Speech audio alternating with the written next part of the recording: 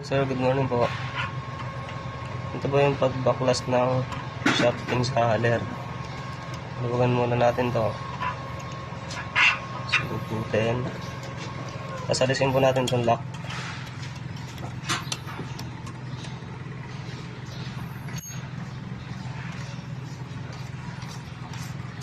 Ayun, alis na. Tapos yan sir, ito po lagyan niyo po ng tornilyo itong shafting. Saka niyo po pukpukin. Yan, alis na.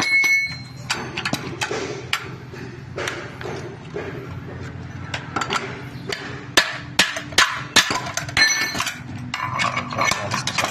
Ganyan lang po. Galing lang, kulang pa.